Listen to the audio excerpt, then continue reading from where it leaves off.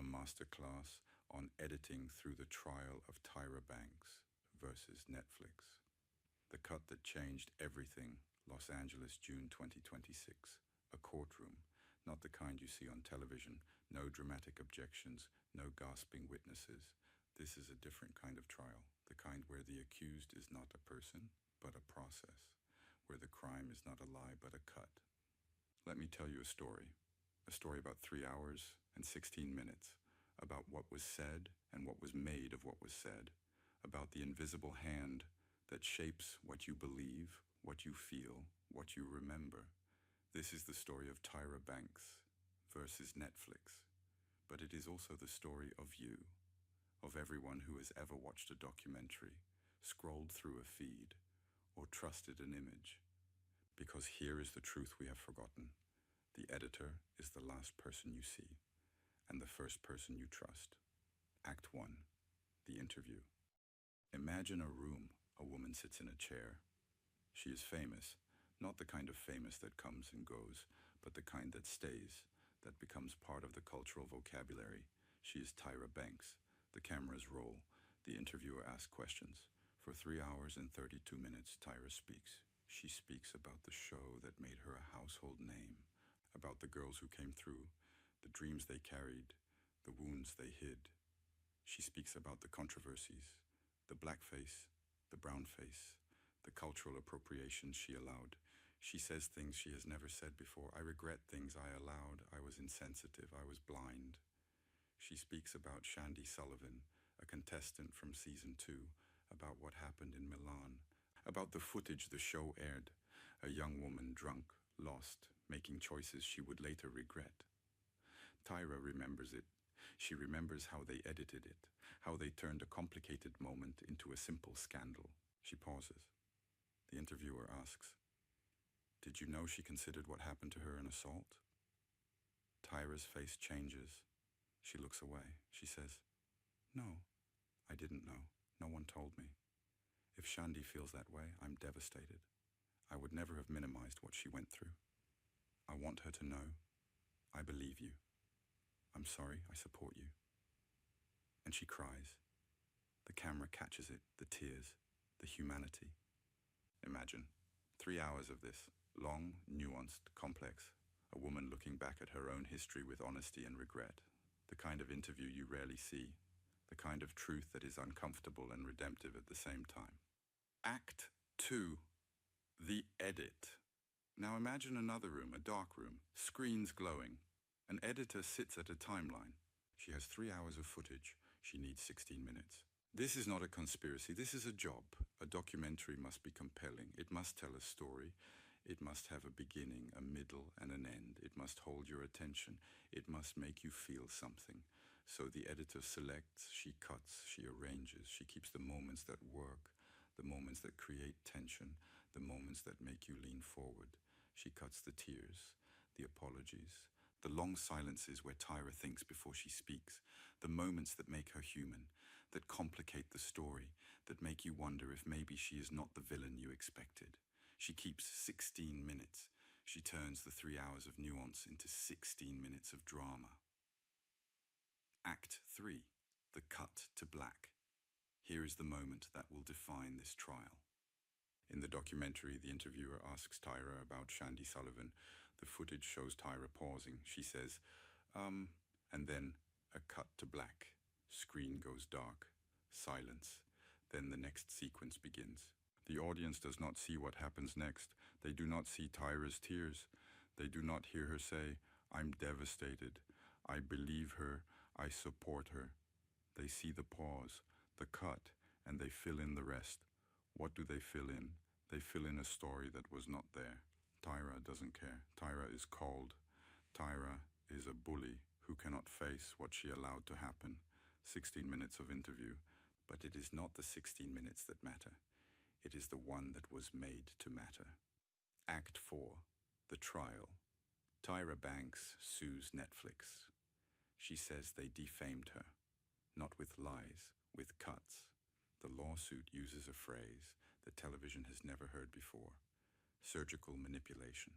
Surgical manipulation, not a false statement, not an invented fact.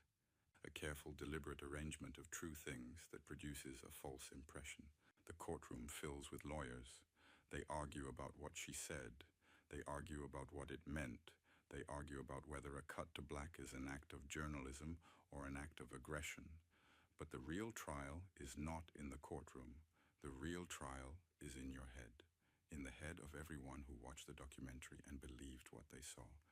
Because here is the question that haunts this case. Can you tell a lie by telling only the truth? Act 5, the masterclass.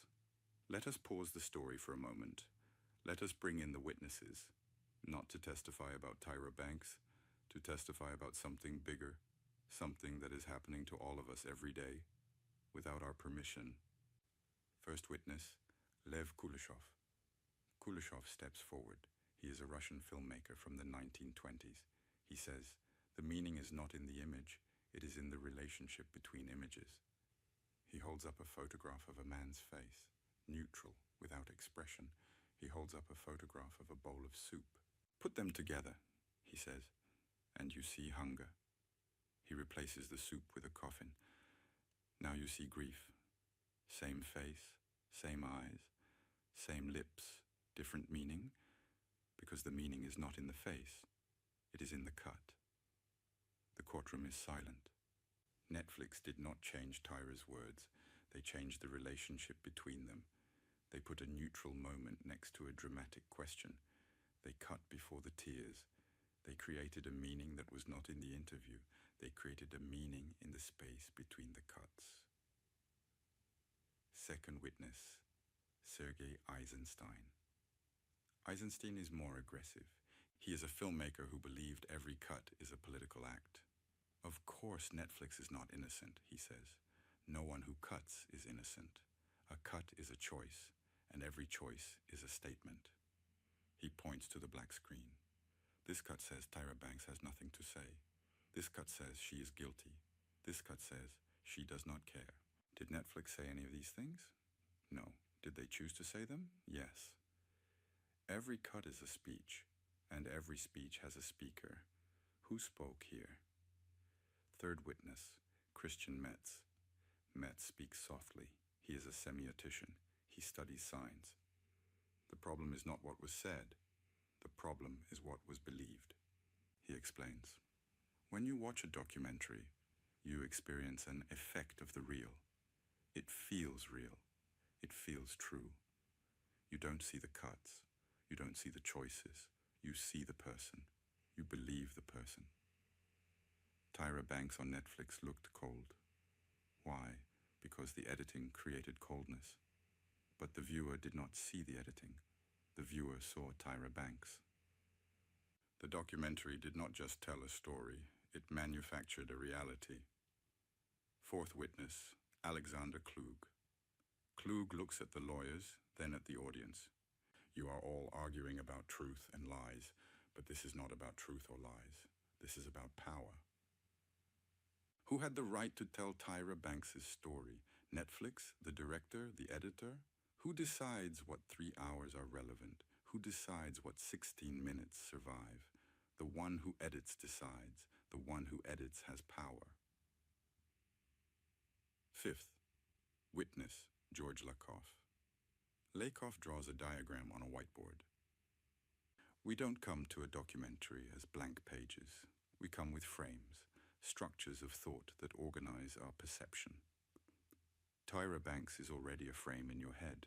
Celebrity, arrogance, victim, survivor, manipulator, all of these frames exist before you press play. The documentary does not create the frame. It activates certain frames and suppresses others. Netflix chose to activate the manipulator frame. They chose to activate the doesn't care frame. They chose not to activate the human frame. They did not invent Tyra Banks. They constructed a version of her that fit the frames they chose. Sixth witness, Michel Foucault. Foucault refuses to look at the screen. I will not speak about the documentary. I will speak about what makes it possible. Who decided that Tyra Banks' story was worth telling? Who decided that Netflix had the authority to tell it? Editing is not a technique. It is a device of power. He pauses. Power is not just in institutions. Power is in stories, in narratives, in how stories are told. Netflix has power. Tyra Banks has power. But the audience? The audience has nothing. Only what they are given. Only what they are shown. This trial is not about defamation. It is about who has the right to edit reality. Seventh witness, Felix Guattari. Guattari is strange. He talks about machines. The documentary is a machine, not a machine that cuts images, a machine that produces subjectivities. After you watch it, you don't just have an opinion about Tyra Banks. You become a certain kind of person, a person who judges, a person who condemns, a person who takes pleasure in the fall of the powerful. The documentary didn't just tell a story, it made you. Eighth witness, Evelyn Rack. She moves the footage frame by frame. I am not looking at Tyra Banks. I am looking at how a woman is constructed on screen. How long is her face on screen? In what positions? Which silences are kept? Which looks are privileged? She points to a freeze frame. Here, a close-up. She hesitates. We read every micro-expression. We see what she doesn't say. Here, a wider shot. She is alone, isolated. This documentary does not edit one person. It edits a gender. It constructs the image of a powerful woman who is put on trial, judged, condemned. Ninth witness, Billy Mind. Mind is young. She talks about the future. Every story produces a future. If Tyra Banks is guilty, the future is condemnation. If she is a victim, the future is repair. If she is a survivor, the future is resilience. The documentary does not just interpret the past, it programs the future. Netflix programmed a future where Tyra Banks is suspicious, where her words cannot be trusted. That future will affect what you decide, what you believe, what you do. 10th witness, Angela Melitopoulos. Melitopoulos looks at what is missing. Everyone talks about what is visible, but meaning is often in what is erased. The moments of self-criticism, the admissions of error, the nuance, the contradiction, all of it is gone. What is erased is as important as what is kept. 11th, witness, Dmitry Ouedraogo. Ouedraogo asks a simple question. Who really knows Tyra Banks' world? The editor, the director, the journalist, the audience? No one. You cannot edit a world from the outside without betraying it. The editor is not a witness. The editor is an interpreter. They choose, they organize, they erase, they produce a world they do not really know. 12th witness, Angelica Levy. Levi smiles. The problem might be that we think the film is finished. Why not release the 3 hours of interview? Why not reopen the editing? Why not let the audience decide? The meaning is never closed. The edit is never final. 13th, witness, Francois Foucault. Foucault looks at the audience. We live in a world where everyone films, 5 billion cameras, billions of hours of video. The problem is no longer the image. The problem is the organization of images.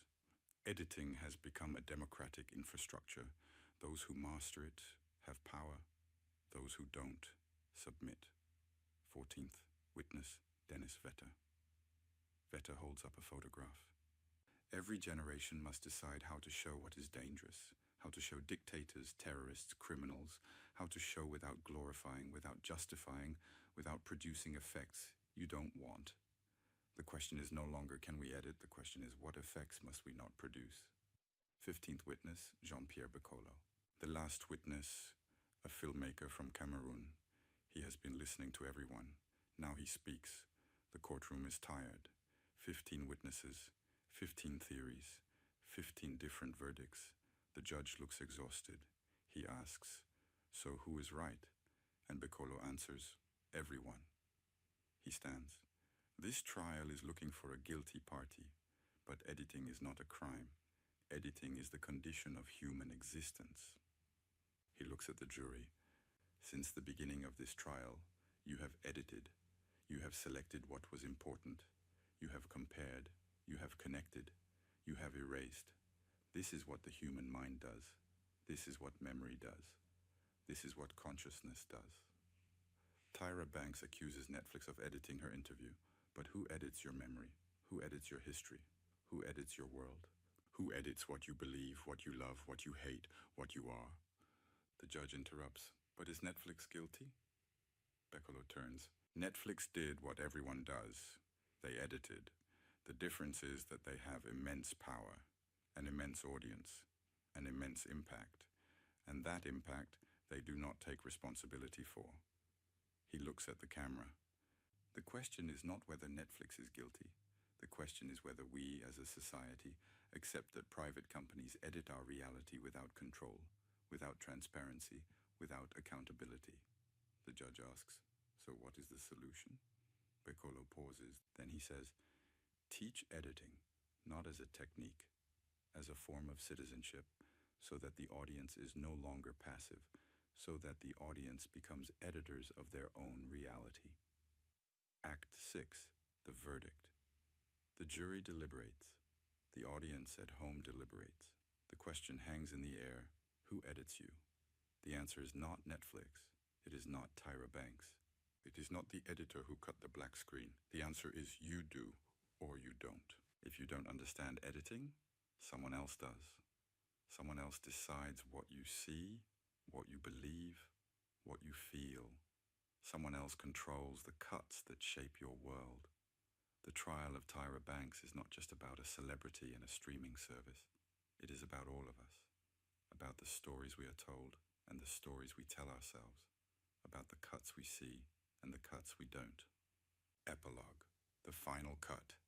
The courtroom empties. The cameras stop rolling.